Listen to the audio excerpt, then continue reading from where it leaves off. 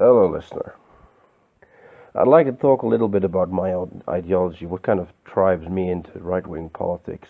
I'm gonna post a few videos in the description, post a few videos in the description of this talk by a channel called Kurzgesagt, which is a fairly big normie channel, and it just does explanations of natural phenomena. But these two videos explain very, very well a few issues I see with evolution and the progress of humanity. One is called Why Alien Life Would Be Our Doom, the Great Filter, and the other is the Fermi Paradox, Where Are All the Aliens? And this has a lot to do with my social Darwinist views of things. If you have come to accept that evolution is real, then you have to accept the fact that this has a lot of moral consequences and a lot of social consequences, and them being fairly Nietzschean in a way. Nietzsche, Darwin, all of this sort of eugenic worldview, the very authoritarian worldview, flows out from a more scientific approach to the natural world. Because if you understand that life is constantly competition and constantly at war, and evolution is driven by finding the most successful way to survive, then if you ask me, I'd say that really what is life? Life is, and all its species and animals are just a way for DNA to find its optimal form, to spread out and be the most successful life form. And humans have proven so far to be that, because intelligence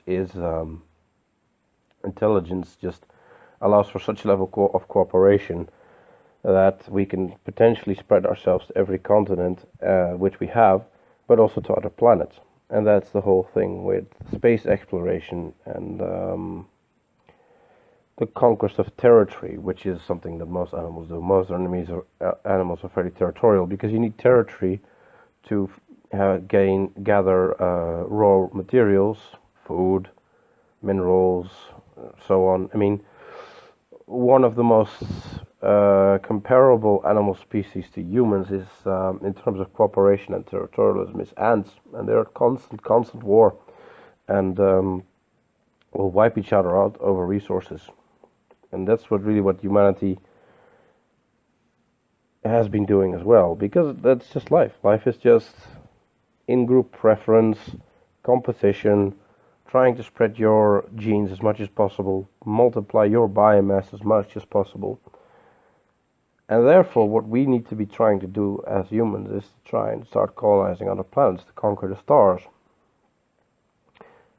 And that's why I have absolutely no interest in the left. The left is... I don't see how any leftist politics help with either bettering mankind on a genetic level, or improving the general condition of mankind, or spreading mankind throughout the stars, multiplying our biomass, or advancing us technologically, allowing us to be more dominant, to, for example, if we face competition from other intelligent life forms and so on, although that's quite unlikely. Watch the Fermi Paradox videos. Anyway, I don't see how, for example, socialism, giving help to the mentally disabled and the genetically deformed and the lowest IQ people who are unable to function in modern society, I don't see how that helps progress the state of mankind. The way Europeans became better than the general norm of humanity, and Asians in a different way, but let's say that the sort of the baseline for humans appears to be an IQ range between about 70 and 85, which is the IQ range you find amongst most populations that aren't East Asian or European. South Americans, Africans, Arabians, they generally fall in this space of about 70 to 85 IQ, which allows you to form a semi-competent civilization. The lower IQ spectrum, you're not going to get much more advanced than basic tribal constructs, semi-monarchies, and huts and small villages. At the higher end of 85 IQ, you can get up to the level of pretty decent cities and so on, like the Mesoamerican civilization, or pre-Islamic civilizations in the Middle East and so on. But Europeans have gotten to this median of about 100 IQ basically through extreme social Darwinism, which is a phenomenon that developed in about 500-600 years called the European Revolution, where we put the death penalty on quite a lot of things. There were the most socially dysfunctional and criminal elements were executed. The underclass was allowed to starve, or were, the most incompetent were basically the lowest IQ, the most physically incapable, were filtered out through starvation, through war, through deportation, to execution in crime. And basically we removed the underclass every few generations, and that's upped our general IQ. Not just IQ, we were also selecting for certain preferences in character, which is why you could say that a Viking from 1,000 years ago is very dissimilar to a modern European man. He was probably lower IQ. He was probably much more aggressive. The empathy levels are quite different. We selected for empathy, we selected for conformity. Although, of course, you can't stretch. You can stretch and mold genes within a certain parameter, but a human is still a human. I mean, an African is a human as much as a European is. We're just different through evolutionary divergence and different selection pressures and different choices, because it's not just geography forms you as a people, but then also culture, because that makes choices, and that's a certain way that you progress. For example, Islamic civilization has this issue of inbreeding, which has caused a lot of congenital issues and also lower IQ. But anyway, socialism therefore maintains the most dysfunctional and unproductive elements of a society, which you don't need. They are superfluous to purpose. If you want humanity to keep within the competition of the natural world, to keep going forward, to develop technology and conquer the stars, you can't have these. There's no need. Socialism is just a parasitic drain on the productive forces of society. I mean, yes, if you're a wealthy enough nation, you can afford it and still progress, but it's still an anchor on you. And I understand that I'm not the most empathetic person, and I don't necessarily see a point to any of that. I would just go for maximum progress rather than moderating the progress by being kind to the less fortunate. And instead of you'd have sort of some malform of socialism with eugenics, like the American progressive movement had in the 1910s and 1920s, where they would be socialists but eugenics, so they'd help the poor but not let them breed. I mean, that's maybe a workable model, but it's not really my kind of thing.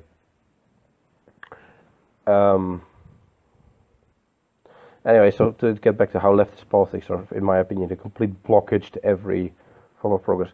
It's all obsessions with all these sort of minor things that have nothing to do with what is at the core of nature or at the core of man. Homosexual identity and all these other sexual identities. What's the purpose of that? Do they procreate? No. Okay, then what's the point?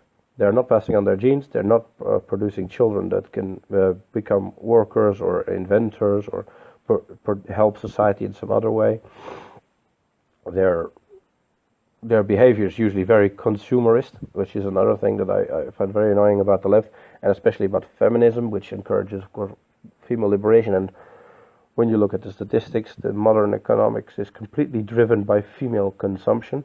About 70% of all household consumption is done by women. Fashion, all these things, mostly women, and especially fashion is a completely useless production. Handbags and so on, that doesn't contribute to a greater advancement of our economy. It doesn't build a stronger foundation on it. It's just produced to consume, destroyed after a few years, produced again, consumed. It consumes valuable material resources we could be investing in going towards other planets. And if we don't colonize other planets, eventually we will die with this one, and then humanity's done. That's kind of the Fermi paradox, the Great Barrier, which you'll see in those videos. The idea that maybe there is just no way for any intelligent species to escape its home planet, or maybe just its local system. That there is some great force that makes it impossible for us to do so. But I'd rather die trying and challenging that and see if we can't get across that barrier than die pathetically with the dying of the sun, in some sort of sterile cultus of homosexuality and for 360,000 gender identities, and keeping all kinds of ridiculous people alive that really, if they can't care for themselves, then what's the point? So it's just focus on petulant things like the gender identities, the homosexuality. Then there's socialism generally. I don't see the point of that. Now the environmentalist question, that's an important one, but you have to look at it through the lens of the interests of humans. We kill everything that stands in our way. All the great megafauna that was a threat to us is dead. All the species we couldn't really use have been reduced to an absolute ridiculously tiny amount. Somewhere living in the far reaches. Wolves, bears, rarities. Any threat to humanity has been eradicated or pushed away from the boundaries of what we currently are using of the planet. And if we, for example, can't use them like dodos, well, then we consume them. That's how we treat nature. We use that which is useful to us and we destroy that which isn't. You can say, moral questions or preservation is that, yeah, well, that's nice, but it's not how things work.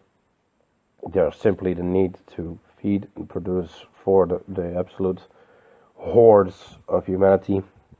And it's also not an option to just say, well, we'll breed less.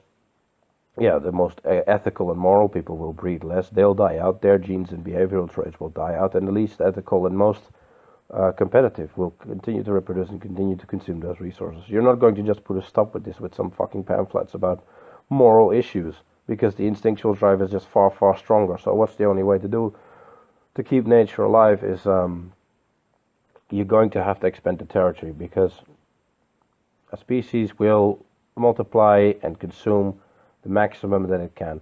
Look at rabbits introduced into an environment where there's no natural predators. They will consume everything until they starve to death in mass populations, because they're the primary drive of all living things is multiply their own biomass. So the only way to keep the planet alive and in a somewhat livable state with some nature is to colonize other planets. And we bloody well start getting on that, because it's a project of centuries and centuries, and one of the big problems with humanity is we're not very good at passing on intergenerational projects for a very long time. Some things through culture and tradition we can pass on for a very long time, but specific targeted projects generally die with political ideologies, with kings and so on. There's an issue with passing on big projects. They get abandoned because other generations have other interests, they lose focus and so on. So that's a hard one. But if we want to colonize Mars, that's a project that will take hundreds of years, for example, just to stabilize the atmosphere, get some kind of magnetic field going somehow by, for example, dumping mineral-rich asteroids on the surface and so on. It's a very long process to try and do that. So we should start on that if we don't want to just consume everything, pollute this Earth beyond the point of unlivability. And I don't see the left helping in any way. They block the discussion. They block all their concerns are pathetically ridiculous, just moral petulance about issues that really shouldn't concern us in any sort of evolutionary sense. What is the point of keeping the dysfunctional around? What is the point of constantly talking about oppression and disprivileged and so on? Fuck that. You oppress those that you can. Everyone does. With the current power structure such as it is, socially at least, because the white man, in a way, European civilization, Western civilization, is still the most powerful on Earth. If it switches mindset tomorrow, it could crush everything on this planet, because the technology, the economic power, the military power is all still in our hands, but we've completely destroyed ourselves in the mind. That's the issue. But in the social context, at least, we are the disprivileged within our own civilization, and blacks and so on are above us and are allowed to just stomp down pretty much without punishment. And they do that. They dominate, and they do what they will with those that are weaker, because all people do that. The way the Chinese, for example, treat the Uyghurs. That's the most logical process of how civilizations go, if you think about it. The Han Chinese are a very determined, very slowly progressing civilization, but they have completely kept themselves ethnically homogeneous. They expand to a new territory and they basically eradicate or absorb everyone there. China has expanded very, very, very slowly from the Seven Rivers, and is for still like 90% ethnically Han Chinese. It's actually kind of impressive how they did that expansion. If you compare it to example for India, which is India is a continent of a fucking 1,000 ethnicities, religions, and peoples, and even population admixtures. I mean, there's Denisovans, Neanderthal, there's Indo-Aryan admixtures. There's a lot of things in there. Anyway, I think people should take a bit more of a look at the primeval, basic evolutionary level of things. If you want to have a serious view of politics, you have to disregard all of the current discussion. It's all fairly pointless, what's going on in the day-to-day and so on. There's no point to that. It's mostly things said one day, and within a week it's all forgotten. It's petulant and it's small petty concern, and no one's focusing on the big issues, except maybe the environmental issue. But again, it's completely through the wrong lens. It's completely with the wrong solutions and issues. Because the issue isn't CO2 or the new one they have now is nitrogen. The issue is more direct, concrete. Is overconsumption of energy, oil, which will reach peak oil at some point, and our economy is not prepared for that. Which we're trying to solve with catabolic energy sources such as wind and solar, which are not sufficient and run on complete subsidies, meaning that they are not actually energy providing sources, but merely like a feel-good initiative. There's direct concrete pollution in the oceans, like plastic soup, and chemical pollution, especially in China and India. It's not so much air pollution, it's really all these physical direct things. And it's also very importantly this whole economic issue of overconsumption of energy and production for consumers' purposes. These are the two biggest issues for the environment. And if you want to solve that, you're going to have to go back to a smaller scale production, more local production, consuming less energy, less focused on consumers' products for the short term. You're basically going to have to go back to more self-sustaining, semi-rural economy. Not all parts of the world, of course. You're still going to have mega trade hubs, but the products and so on that they trade would have to be much more specialized and much more valuable, like they were, for example, in 1600. Because, well, if we go at the current rate that we do, we're going to hit that stage anyway, but we're going to be much less prepared. We're going to run out of hydrocarbons, oil, and we do have coal, but coal is not as easily transported and used as oil. So we have to prepare for that, and only solution to the environment is basically not allow women to consume all these useless resources, and some men. Localize the economy, find new energy sources, get rid of all these leftist bullshit ideas that completely cloud our discussion and keep us away from serious things. Get set on serious issues. More research into natural sciences, more research into actual biology and evolution, more research into physics. Get to the fucking stars already. Get some spaceships going that can start using asteroids to throw at Mars. Find some way to start developing an atmosphere there.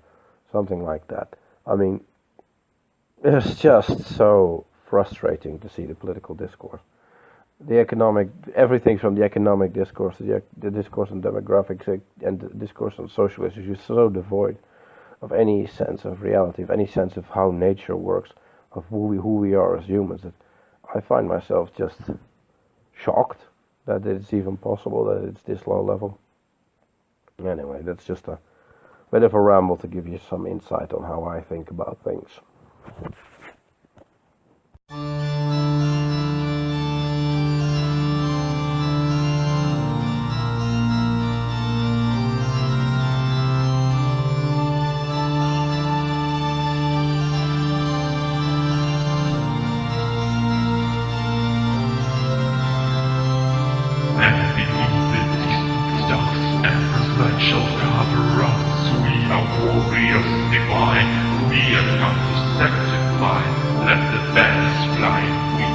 let the fire be now lit. We have come to purify, we have come to sanctify, and the evil distant stars and light shall govern us. We are human, we are faith, marching for the human race. He is God of humankind, He is wisdom, He is light. We are prophets of His will, and His wishes we fulfill. Our faith is the salvation, we present down the sense. We defend the human nation, our duty never ends. We are servants, we are masters, we perform what should be done. And the Empress will shall guide us in the world of million suns. As we march we bring the glory on the way to rule the world. We are servants of the Holy Emperor, is our God. All the heretics shall perish, He will order be restored. We defend the human nation from the perils of the war. And beneath the distant stars, Emperor's light shall cover us. We are warriors divine, we have come to sanctify. Let the banners fly in wind, let the fires be now lit. We have come to purify, we have come to sanctify. And beneath the distant stars, Emperor's light shall govern us. We are human, we are faith, marching for the human race. He is God of humankind, He is wisdom, He is light. We are prophets of His will, and His wishes we fulfill. Emperor is our leader, He is light among the stars. We resolve the value fruit out to the world, the truth untold.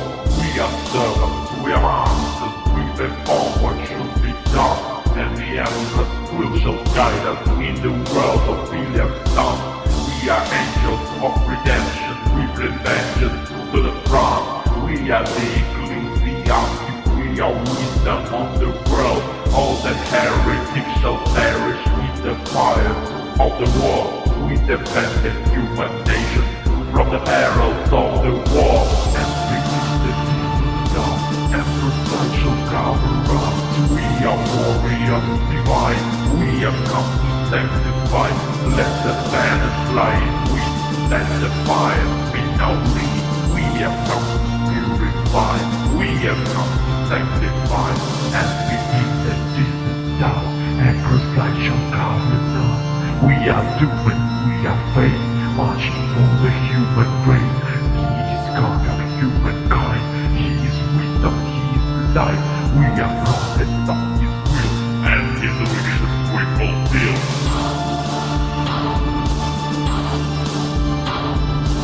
We are warriors divine, we have come to sanctify. The Emperor protects.